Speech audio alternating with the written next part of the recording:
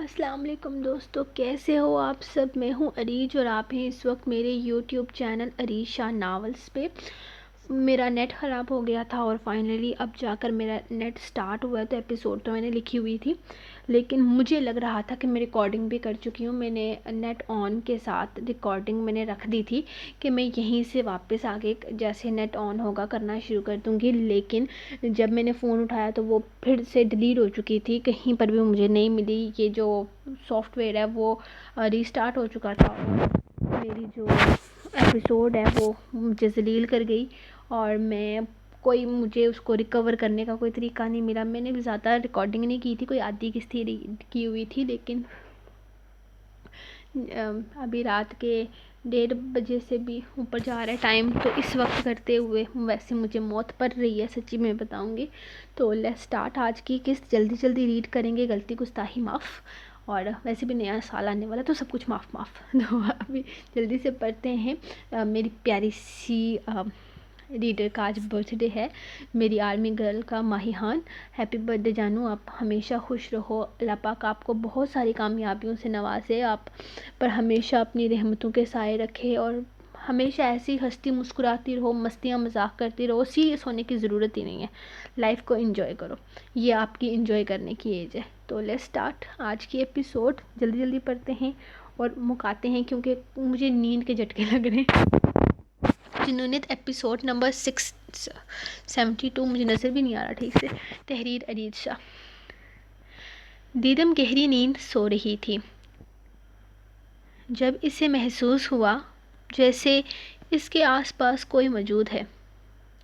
سامیہ اپنے کمرے میں سوتی تھی، نہ تو وہ کوئی ڈرپوک قسم کی لڑکی تھی کہ آدھی رات کو اس کے پاس اس کے کمرے میں آ جاتی، اور نہ ہی اس کے ساتھ اس کی کوئی اتنی محبت تھی کہ وہ دادا جان کی مرضی کے خلاف جا کر اس کے کمرے میں آتی۔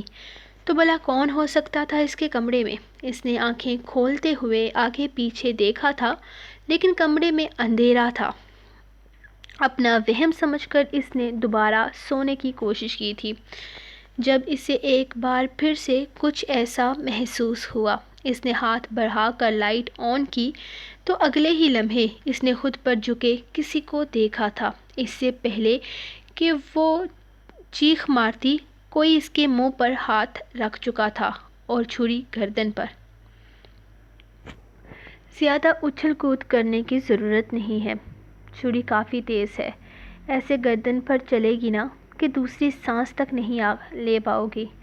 وہ بڑے ہی بے رحمانہ انداز میں بولی تھی، جبکہ خود پر جھکی دیدم کو دیکھ کر دیدم کی سانسیں رکنے لگی تھی۔ مجھے گور کیا رہی ہے؟ آنکھیں نیچے۔ اسے خود کو گھورتے پا کر وہ مزید غصیلے انداز میں بولی تو دیدم نے ڈر کر نظریں جھکا لی۔ اب ٹھیک ہے، دن کو بہت زیادہ زبان چل رہی تھی تمہاری؟ کیا کہہ رہی تھی؟ میری ماں بھاگ گئی، ہاں؟ اور میں اپنے عاشق کو رات کو بلا کر ملتی ہوں، اور کیا دادا جان کو بتانے کی دھمکی دے رہی تھی تو مجھے؟ تجھے کیا کہا تھا میں نے؟ ہاسٹل کی لڑکی سے پنگے نہیں لیتے، لیکن نہیں، تجھے نہیں، عقل کب آئے گی؟ پتہ نہیں عقل کب آئے گی۔ اب آ گئی نا، گردن چھری کے نیچے۔ خیر، پچھلی دفعہ معافی دادا جان کے کہنے پر مانگی تھی نا تو نے، آج اپنی جان کے کہنے پر، میرا مطلب ہے اپنی جان بچانے کے لیے مانگ معافی، کیونکہ میرا دماغ اس وقت بری طرح سے گھما ہوا ہے، میں کبھی بھی کچھ بھی کر سکتی ہوں، مجھ سے کبھی کسی اچھی چیز کی امید مت رکھنا۔ ویسے کیا کہہ رہی تھی تم؟ کہ دادا جان کی لاڈلی ہوں، اگر ان کی ایک پوتی کا قتل کر بھی دوں تو بچا لیں گے مجھے۔ ویسے میرے سننے میں آیا ہے کہ دادا جان کا سب سے لاڈلا پوتا خداش ہے، اور اس نے ان کی پوتی کا قتل بھی کر دیا ہے، اور وہ اس کے ساتھ ہی ہیں۔ تو اتنی پیاری تو دادا جان کو تو ہے نہیں کہ میرے ہاتھوں سے قتل ہو جانے کے بعد وہ تیری یاد میں سوگ منائیں گے۔ معافی مانگے گی یا کاٹ دو گردن؟ ریدم اس وقت بالکل پاگل لگ رہی تھی۔ یقیناً دن کو اس کی باتوں پر اسے بے تحاشا غصہ آیا تھا، لیکن اس وقت کسی طرح کا ہنگامہ نہ کرنے کی وجہ سے وہ خاموش ہو گئی تھی، لیکن اب جب غصہ حد سے سوار ہوا تھا وہ اس پر سوار ہو چکی تھی۔ دیدم اشارے کر رہی تھی، معافی مانگنے کے لیے تیار ہے، لیکن وہ اسے چھوڑ دے۔ لیکن وہ اس کے اشارے سمجھنے میں انٹرسٹڈ ہی کہاں تھی؟ فی الحال تو وہ مزے لے رہی تھی اس کی حالت کے۔ اچھا ٹھیک ہے، زیادہ اچھلنا کودنا بند کر، ہاتھ اٹھا رہی ہوں، شور مت مچانا ورنہ گردن کاٹنے میں 1 منٹ لگے گا۔ وہ ہاتھ ہٹاتے ہوئے پیچھے ہوئی تو دیدم اٹھ کر بھاگتی دروازے سے جا لگی تھی۔ تمہارا دماغ خراب ہے کیا؟ تم پاگل ہو؟ کیا کرنے والی تھی تم؟ سائیکو، تم چھری لے کر؟ میں تجھے معافی مانگنے کے لیے کہہ رہی ہوں اور تم مجھے تقریریں سنا رہی ہے۔ پلیز دور رہو مجھ سے، معافی مانگ تو رہی ہوں نا۔ دیدم نے اپنے دل پر ہاتھ رکھتے اسے دور کیا تھا۔ اچھا چل مانگ، وہ پیچھے ہٹ کر کہنے لگی۔ مجھے معاف کر دو، میں آئندہ ایسا کچھ الٹا سیدھا نہیں کروں گی۔ پلیز اس وقت میرے کمرے سے باہر نکل جاؤ۔ اس نے کمرہ کھولنے کی کوشش کی تھی، لیکن دروازہ لاک ہونے پر وہ اس کی منتیں کرنے پر اتر آئی تھی، کیونکہ وہ سمجھ چکی تھی کہ وہ لڑکی کس حد تک پاگل ہے۔ ریدم نے گردن ہاں میں ہلاتے ہوئے ٹانگ پر ٹانگ چڑھا کر اپنے پیر کی طرف آنے کا اشارہ کیا تھا، یعنی کہ وہ چاہتی تھی کہ وہ پیر پکڑ کر اس سے معافی مانگے۔ وہ اس کے پاس آتے ہوئے اپنے ہاتھ جوڑ چکی تھی۔ جتنی باتیں اور جتنا ہرٹ اس نے اسے کیا تھا، اسے معاف کرنے کے حق میں تو وہ ہرگز نہیں تھی۔ لیکن سچ یہی تھا کہ گلے شکوے اپنوں سے کیے جاتے ہیں، دوسروں سے نہیں، اور وہ اس کی اپنی ہو کر بھی غیر تھی۔ اس کے بابا کی سب سے لاڈلی بھتیجی، جس سے چھوٹی عمر سے ہی وہ جلتی آئی تھی، لیکن اپنی ماں کے خلاف اس کے دل میں زہر محسوس کرنے کے بعد وہ اس سے نفرت کرنے لگی تھی۔ سو جاؤ، اور آج کے بعد مجھ سے پنگا مت لینا۔ یہ یاد رکھنا، تمہارے اور میرے دادا کا نام ایک ہی ہے۔ وہ اس کے قریب سے اٹھتی چابی گھما کر کمرے سے نکلتے ہوئے کمرہ بند کر چکی تھی، جبکہ دیدم بھاگ کر کمرے کو اچھے سے لاک کرتے ہوئے گہری گہری سانسیں لے رہی تھی۔ اسے ہرگز اندازہ نہیں تھا کہ یہ لڑکی اس حد تک بد دماغ ہو سکتی ہے۔ اس کی زبان واقعی ضرورت سے زیادہ چلتی تھی۔ اسے ضرورت ہی کیا تھی ریدم کے سامنے الٹا سیدھا بولنے کی، لیکن وہ یہ سب کہاں جانتی تھی اس کو۔ جو منہ میں آیا وہ بول گئی، اور اب گردن کا معائنہ کر رہی تھی کہ کہیں سچ مچ میں اسے چھری نہ لگ گئی ہو۔ لیکن شاید ریدم پہلے بھی اس طرح کسی اور کو ڈرا چکی تھی، اور اس کام میں وہ کافی ماہر تھی۔ واو، مطلب کیا بات ہے، اب شادیاں دشمنوں میں ہو رہی ہیں۔ ذرا خیال نہ آیا ان کو کہ گھر میں بھی ایک بچی کنواری بیٹھی ہے۔ وہاں ذریعام کے لیے اس امایا کو بہو کے روپ میں تسلیم کر لیا، اور یہاں چھوٹے بیٹے کے لیے، ہماری تانیہ کے لیے سوچنے کے بجائے دشمن کی لڑکی لانے لگے ہیں۔ میں آپ کو پہلے ہی کہتی تھی، ان کا شروع سے ہی ارادہ نہیں تھا ہماری تانیہ پر، صرف بہانے بازیاں تھی یہ ساری۔ میں تو نہیں جا رہی اس شادی پر، اور نہ ہی میں کسی رسم میں شرکت کروں گی۔ ہمارے بچوں کی کوئی عزت ہی نہیں ہے اس خاندان میں۔ پہلے جب ہم نے جنت کا رشتہ مانگا، کتنی عجیب عجیب طرح کی باتیں سننے کو ملی اپنے ہی بیٹے کے بارے میں۔ تب آپ نے کچھ نہیں کہا، مجھے کہا کہ ہمارا بیٹا ہی غلط ہے، لیکن اب کی بات کریں شاہ صاحب، ہماری بیٹی میں کوئی برائی نہیں ہے، لیکن نہ اس کا خیال کسی کو نہ آیا۔ پہلے ذریعام کے ساتھ کتنے سال تک اس کی بات چلائی رکھی۔ میں نے ایڑی چوٹی کا دم لگایا کہ نکاح کر دو، نہیں تو منگنی کر دو، لیکن نہ جی نہ، نیت میں کھوٹ تھی تو ایسا بھلا کیسے ہو سکتا تھا۔ اور اب ہماری تانیہ کیا ساری زندگی کنواری بیٹھی رہے گی؟ آپ کے بھائی کے دونوں بیٹے ہاتھ سے نکل چکے ہیں، اب کیا ارادہ ہے کرنے کا آپ کا؟ دیکھو، اس وقت میرا دماغ خراب مت کرو، میں پہلے ہی بہت زیادہ پریشان ہوں۔ وہ مسلسل ان کی باتیں سنتے ہوئے کافی اکتا چکے تھے، اسی لیے ذرا سختی سے بولے، ہاں آپ پریشان تو ہوں گے ہی نا، کہیں بھائی کے بچوں پر کوئی بات نہ آ جائے اور اپنے بچے جائیں بھار میں۔ ہمارے بیٹے کے قاتل کی بہن کو پوری عزت کے ساتھ اس حویلی میں بہو کے روپ میں متعارف کروایا جائے گا۔ پہلے ایک امید تھی کہ بابا جان خود اس لڑکی کو گھر سے نکال دیں گے، لیکن اب وہ بھی ختم ہو چکی ہے۔ لیکن آپ کو کیا فرق پڑتا ہے؟ آپ بیٹھے رہیں، بیٹا تو صرف میرا تھا نا، آپ سے اس کا تعلق ہی کیا تھا جو آپ کے دل میں درد اٹھے گا؟ اور مجال ہے کہ تانیہ کے معاملے میں بھی آپ نے کوئی ہاتھ پیر مارے ہوں۔ میں کہتی ہوں ضرورت کیا ہے؟ آپ تو بس بھائی کے بچوں کے نام پر پریشان ہوتے رہیں۔ وہ غصے اور بدلحاظی سے کہتی کمرے سے نکل گئی تھی، جبکہ چاچا جان کسی اور ہی سوچ میں گم تھے۔ حرم، پہلے کھانا کھا لو، بعد میں پڑھائی کر لینا۔ کوئی کتابیں بھاگی تو نہیں جا رہی نا؟ وہ اس کے منہ میں نوالے بنا کر ڈال رہا تھا، لیکن حرم کا تو سارا دھیان ہی اپنی پڑھائی کی طرف تھا۔ ہاں بس کھا رہی ہوں، یہ لاسٹ پیج ہے، بعد میں پڑھ لینا، پہلے کھانا کھا لو۔ اس نے کتاب بند کرتے ہوئے ساتھ ہی اس کے منہ میں کھانا ڈالنا شروع کر دیا تھا۔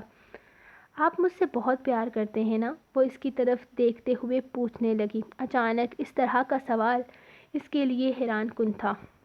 نہیں تو تمہیں کس نے کہا؟ وہ نوالا بنا کر اس کے منہ میں ڈال چکا تھا۔ ویسے تو آپ بھی کہہ چکے ہیں، لیکن آپ کی آنکھوں سے بھی لگتا ہے۔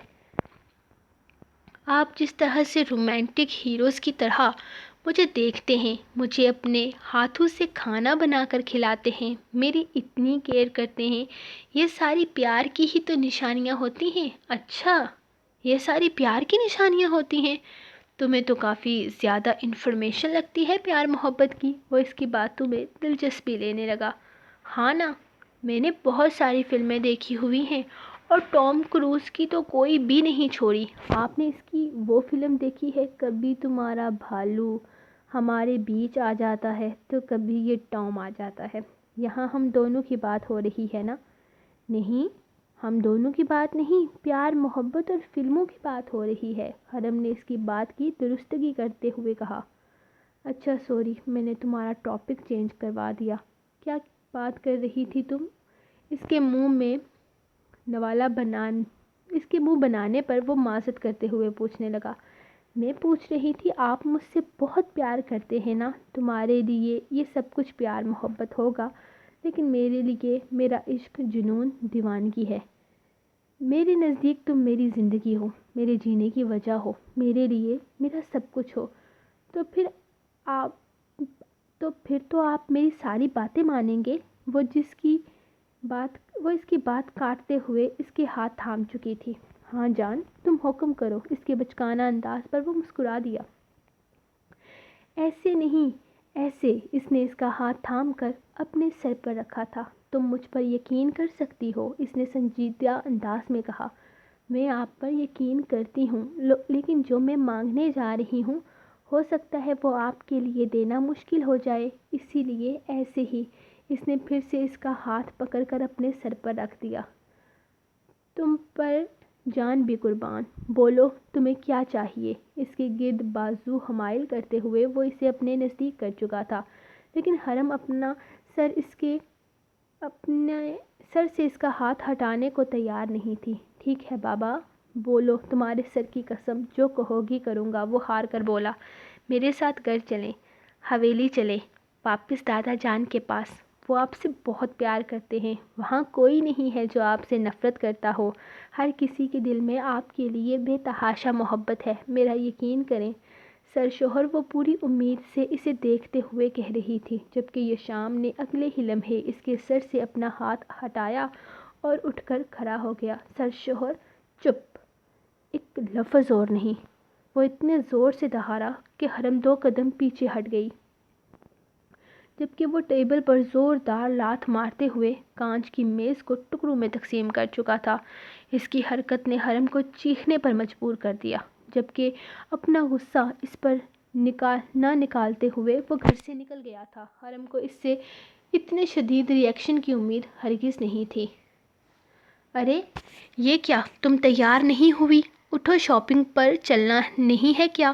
وہ کمرے میں آیا تو دیشم کو ایک ہی جگہ نظریں جمائے دیکھ کر پوچھنے لگا۔ اس کے ہاتھ میں حرم کی تصویر تھی۔ یقیناً اس کے کمرے میں آنے سے پہلے وہ بہت دیر سے رو رہی تھی۔ مجھے کہیں نہیں جانا، اور خدا کے لیے ہر چیز میں مجھے زبردستی شامل کرنا بند کرے۔ مجھے کوئی دلچسپی نہیں ہے ان سب چیزوں میں۔ ایک بات بتاؤں، وہ لڑکی کوئی غیر نہیں، ہمارے سگے چاچا کی بیٹی ہے۔ اسے اس وقت اپنوں کی ضرورت ہے، ہم سب کی ضرورت ہے۔ وہ یہاں حرم کی جگہ لینے نہیں، اپنی جگہ بنانے آئی ہے۔ تم اسے حرم کی جگہ پر کیوں رکھ رہی ہو دیشم؟ اسے اسی جگہ پر رہنے دو اور اس کی خوشیوں میں شامل ہو جاؤ۔ یقین کرو، حرم کو بھی خوشی ہوگی۔ قسم خدا کی، آپ کی یہ ساری باتیں سنتے ہوئے، آپ کا یہ دوغلا چہرہ دیکھتے ہوئے مجھے ہر دن آپ سے نفرت بڑھتی چلی جا رہی ہے۔ کیوں ہیں آپ ایسے؟ آپ کو اس بات کا احساس تک نہیں ہے کہ آپ نے کیا کیا ہے؟ اور آپ دیشم مت کیا کرو ایسے دل دکھانے والی باتیں۔ قسم سے دل دکھتا ہے، تکلیف ہوتی ہے۔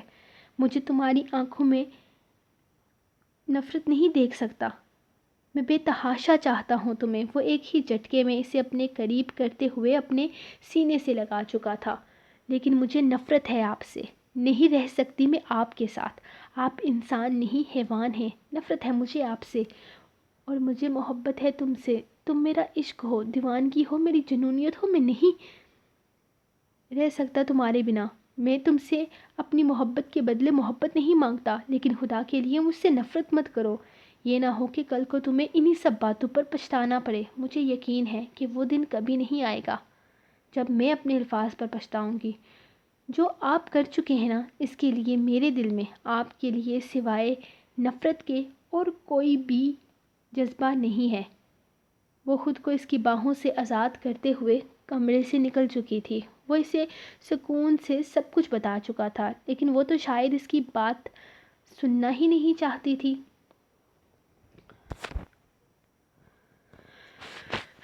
کل نکاح تھا اور تقریباً ساری تیاری ہو چکی تھی۔ امایا جب سے گھر میں آئی تھی، اسے کچھ بھی برا دیکھنے کو نہیں ملا تھا۔ ہر کوئی مسکرا کر اس سے باتیں کر رہا تھا۔ کسی کی بھی آنکھوں میں اس نے اپنے لیے نفرت نہیں دیکھی تھی۔ حویلی کا پورا ماحول ہی بدل چکا تھا۔ شادی کی تیاریوں میں ساتھ ساتھ اسے بھی پوری طرح سے شامل کیا جا رہا تھا۔ ماما تو سارے کاموں میں اس سے مشورے مانگ رہی تھی۔ یہ الگ بات ہے کہ ان سب چیزوں میں خود بھی اناری ہی تھی۔ امایا، تم یہاں بیٹھی ہو اور مجھے میرے جوتے تک نہیں مل رہے۔ میرے جوتے نکال کر دو، ہزار طرح کے کام ہوتے ہیں مجھے۔ ایک تو تم میری چیزیں کہاں سے کہاں رکھ دیتی ہو۔ وہ اس کا ہاتھ تھام کر اسے سب کے بیچ سے اٹھا کر لے گیا تھا۔ ماما، آپ کا یہ بیٹا جوتے ڈھونڈنے کے بہانے آپ کے ہاتھ سے جوتے کھانے کی پلاننگ کر رہا ہے۔ اسے کوئی حق نہیں بنتا ہماری بھابھی کو اس طرح ہمارے بیچ سے لے جا کر چلا جائے۔ جنت بلند آواز میں بولی تھی، لیکن وہاں پرواہ کسے تھی؟ سریام، یہ سامنے ہی تو پڑے ہیں آپ کے جوتے، آپ نے شاید دیکھا نہیں ہوگا۔ اس طرف اس نے کمرے میں آتے ہوئی سب سے پہلے الماری کے سائڈ پر پڑے اس کے جوتے نکال کر سامنے رکھے تھے، جبکہ اگلے ہی لمحے اس کا ہاتھ تھام کر اسے اپنی طرف کھینچ چکا تھا۔ دفع کرو جوتوں کو بیوی، میں تو تمہارا دیدار کرنے کے لیے تمہیں اس کمرے میں لایا ہوں، اور یہ کیا، یہاں آتے ہی تم پھر سے مصروف ہو گئی؟ یہ تو بہت غلط بات ہے۔ کل سے ٹھیک سے اپنا چہرہ تک نہیں دکھایا تم نے مجھے، اور صبح مجھے جگائے بنا کمرے سے باہر کیوں نکل گئی؟ کیا کہا تھا میں نے تم سے کہ تمہارا چہرہ دیکھے بنا میری صبح حسین نہیں ہوتی؟ اس کے چہرے کے ایک ایک نقش پر اپنے لبوں کا لمس چھوڑتے ہوئے وہ محبت پاش لہجے میں بول رہا تھا۔ میں پہلے ہی سمجھ گئی تھی کہ آپ سے شرافت کی امید کرنا سراسر بے وقوفی ہے۔ وہ نظریں جھکائے ہوئے بولی تو ذریعام دل فریب انداز میں مسکرایا۔ اس کی تھوڑی کے نیچے اپنی انگلی رکھتا وہ اس کا چہرہ سامنے کر چکا تھا۔ بہت اچھی بات ہے، ایسے ہی مجھے سمجھتی رہو، تمہارے حق میں بہتر رہے گا۔ اس کے لبوں کو فوکس کرتے ہوئے وہ بڑے استحقاق سے اس کے لبوں پر جھک گیا تھا، جبکہ اپنی سانسیں بھاری ہوتی محسوس کر کے وہ اس کے سینے میں اپنا چہرہ چھپا گئی تھی۔ کل تمہیں ایک بہت بڑا سرپرائز ملنے والا ہے، تیار ہو جاؤ۔ اس کے ماتھے کو چومتے ہوئے اس نے اسے متجسس کیا تھا۔ کون سا سرپرائز؟ وہ اس کا چہرہ دیکھنے لگی تھی۔ سرپرائز ہے جان، تمہیں بتا نہیں سکتا میں۔ اس کا انداز سمجھانے والا تھا، جبکہ وہ ہاں میں سر ہلاتی ایکسائٹیڈ سی ایک بار پھر سے اس کے سینے پر اپنا سر رکھ چکی تھی۔ اف، میری آنکھیں بند ہو کر میں نے اتنی مشکل سے کمپلیٹ کیا ہے نا، پر فائنلی کمپلیٹ ہو گیا۔ اب بھی پتہ نہیں اس کو اپلوڈ ہونے میں کتنا ٹائم لگے گا، تو میں اپلوڈنگ لگا کر میں نے ہوتی ہو جانا ہے۔ استغفر اللہ، نہیں ایسے نہیں بولتے۔ تو ملتے ہیں نیکسٹ ایپیسوڈ میں، تو تب تک کے لیے اجازت، دعاؤں میں یاد رکھیں، اور گڈ نائٹ۔ مجھے سخت قسم کی نیند آ رہی ہے۔